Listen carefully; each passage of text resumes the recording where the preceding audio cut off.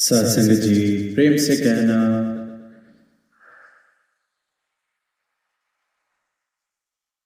आज यहाँ राजौरी में इस रूप में पहली दफा आने का अवसर मिला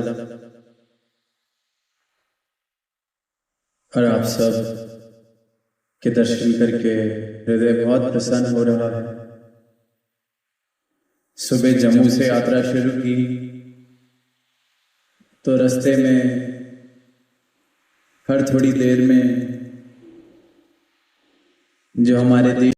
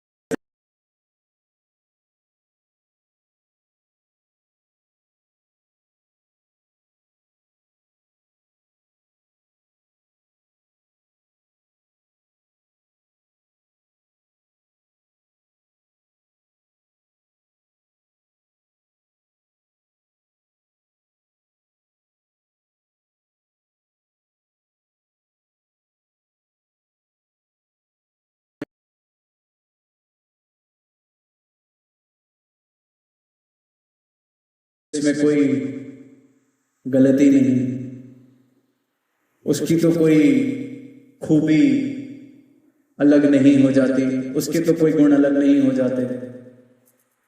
फर्क सिर्फ इस बात का पड़ता है कि किन हाथों में उस हजार को दिया गया है और उन हाथों में वो जिसके हाथ हैं उसके भाव क्या हैं, मन की दशा क्या है, किस प्रकार की प्रवृत्ति है। प्रवृत्ति अगर सेवा भाव, जान बचाने वाले भावों की है, एक डॉक्टर वाली है तो मुबारक है, पर वहीं अगर भटकन वाले भाव हैं, नुकसान पहुंचाने वाले भाव हैं, तो फिर वो ऐसा रूप ले लेती है, ऐसे प्रमाण देखने को फिर मिलते हैं कि इंसान यही कहता है कि शायद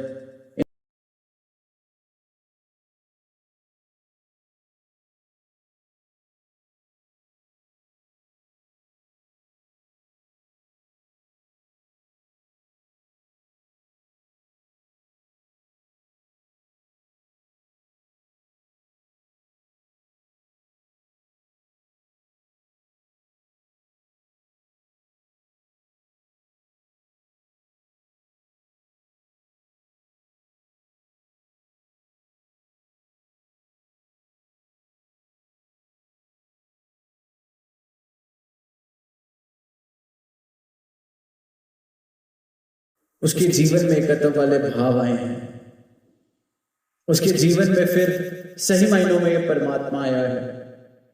अब वो अज्ञानता जिसके आधार पर नफरत, वैर, विरोध, मजहब, धर्म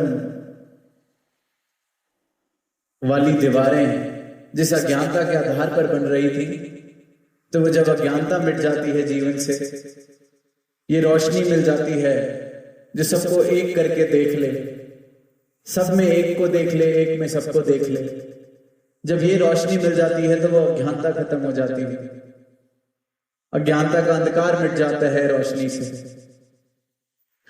तो जब वो आधार ही खत्म हो गया, वो अज्ञानता खत्म हो गई, तो उसके आधार पर जितनी ये दीवारें खड़ी थी लाजमी है कि वो भी ढह जाएंगी।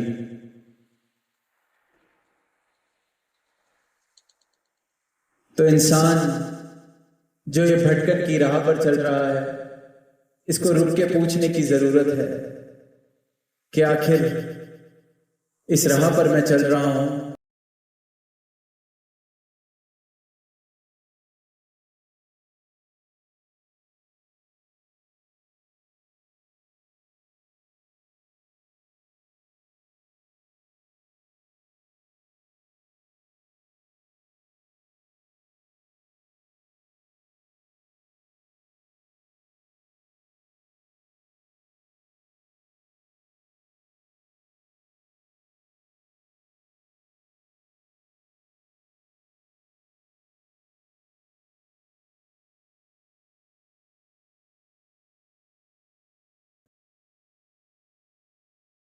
मैं इस संसार को देख रहा हूं, किसी को खुद से अलग, किसी को खुद से ऊंचा, किसी को खुद से नीचा, ये वाले भाव खत्म हो जाते हैं।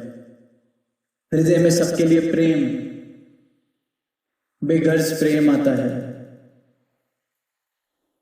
और आज जहां मानवता जा रही है, उसको रुक के पूछने की ये आवश्यकता है कि क्या कारण है, क्या कारण है कि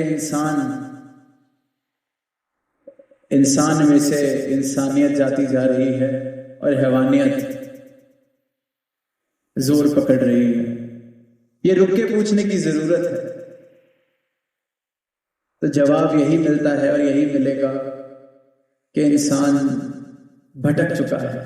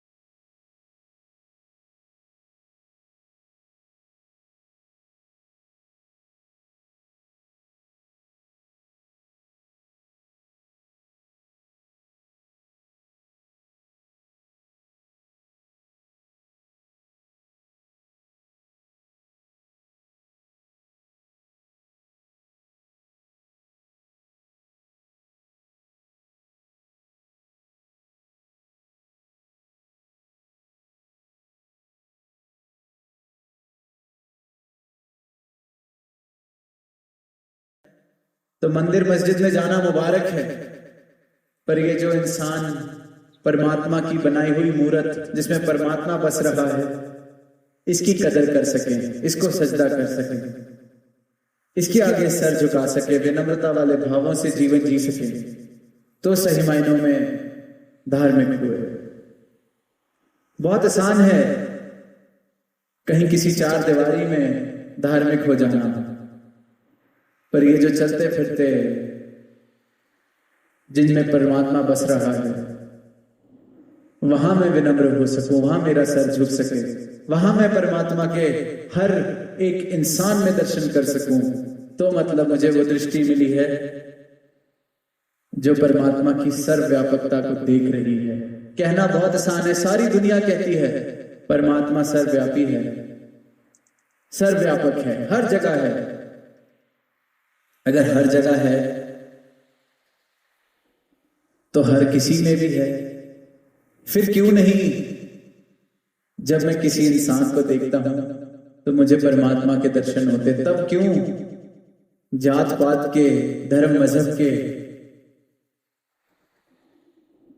जो मैंने उस पर लेबल लगाए हैं वो मुझे नजर आते हैं? तब परमात्मा क्यों नहीं नजर आता? और यही दृष्टि है और यही फर्क है। कहना बहुत आसान, पर जिसने दर्शन किए हैं, जिसने इस ज्ञान को प्राप्त किया है, उसने फिर देखा है। फिर उसकी भी अवस्था वो कबीरदास जी वाली कि बैठा पंडित पढ़े पुराण, बिन देखे का करे बखान। बिन देखे ही बखान करना है, सारी दुनिया कर रही है। आसान भी बहुत है।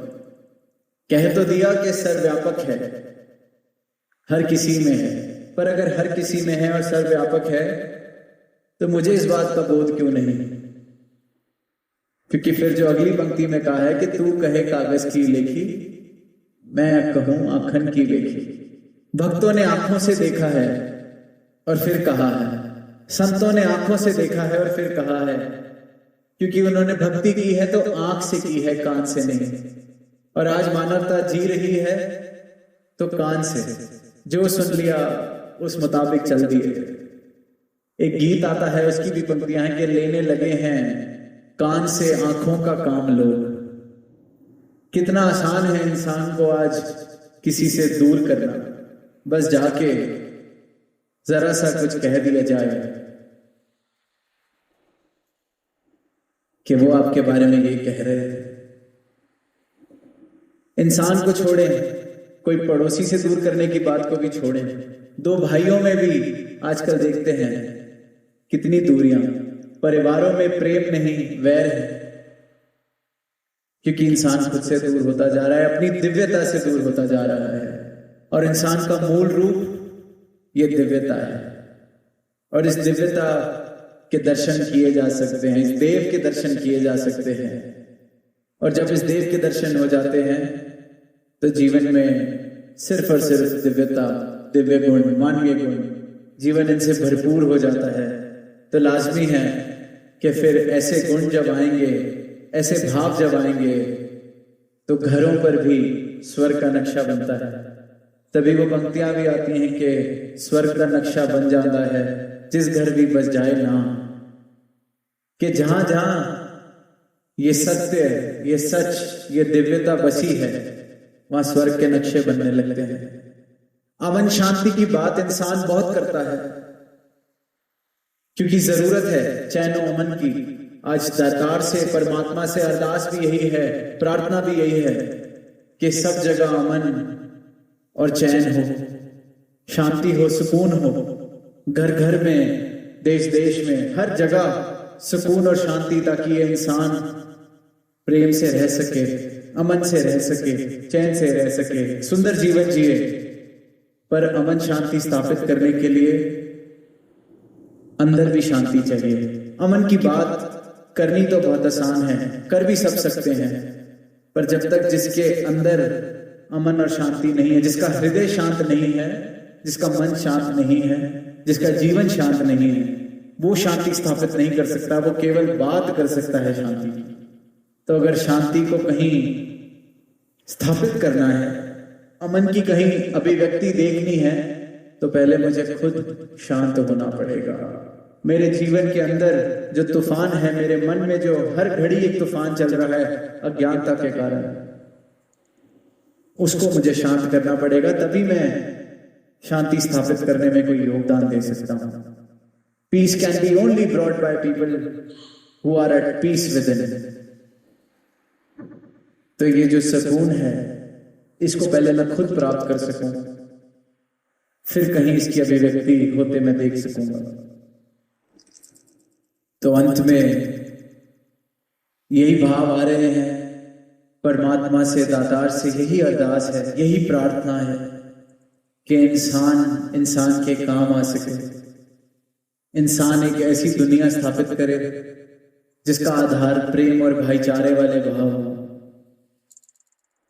Universal brotherhood, a world without walls can be established if we realize God and realize our true identities. ये दीवार रहित संसार, इसकी स्थापना मुमकिन है, पर बस अपनी पहचान करनी है। इस परमात्मा की पहचान के द्वारा अपनी पहचान भी करनी है। तो एकत्व मेरे जीवन में आता है। सबको मैं एक तरीके से एक रूप में देख सकता हूं, सब में अपना रूप और सब में अपना रूप देख सकता हूं। यही प्रार्थना, यही अरदास कि इंसान ऐसा जीवन जिए कि वो जीवन इंसानियत का प्रमाण बने, वो जीवन सारी मानवता के लिए एक वरदान रूप बने। भाईचारे से, प्रेम से, सहनशीलता वाले भावों से हम सब अपने जीवन में आगे बढ़े और जिस प्रकार ये परमात्मा ने सुंदर सृष्टि बनाई है, इसको और भी सुंदर करने में हम अपना योगदान दे सकें। मानव के कर्म ऐसे ना हो कि मानवता को शर्मिंदा होना पड़े। मानव ऐसे जीवन जिए कि वाकई ही मानव कहलाने लायक हो, इंसान कहलाने लायक हो। वो जो भाव आते हैं वेदों शास्त्रों में भी कि मनुर्भव, मनुष्य बनो, वेदों में लिखा है, शास्त्रों में लिखा है, क्योंकि युगों युगों से इंसान भटक रहा है। उसको बार बार ये याद दिलाना पड़ता है, ये कहना पड़ता है, ये आवाज देनी पड़ती है कि मनुर्भव, मनुष्य बन, क्योंकि जो मनुष्य का मूल रूप है मनुष्य से दूर चला जाता है, जाता ही रहता है। और मनुष्य तब तक सही मायनों में मनुष्य नहीं बन सकता जब तक अपने मूल को प्राप्त ना कर ले, अपने मूल की पहचान ना कर ले। तो ये जो भाव है मनुर्भव, सही मायनों में हर एक इंसान बन सके, इंसानियत हर जगह स्थापित हो सके, प्रेम हर जगह स्थापित हो सके, दिलों में वैर, ईर्ष्या, डर, नफरत ऐसे भावों की जगह प्रेम, अपनत्व, स्वीकृति वाले भाव स्थापित हों। हमारा समाज, हमारा देश, हमारे राज्य, हमारी दुनिया दीवार रहित बन सके। अ वर्ल्ड विदाउट वॉल्स की स्थापना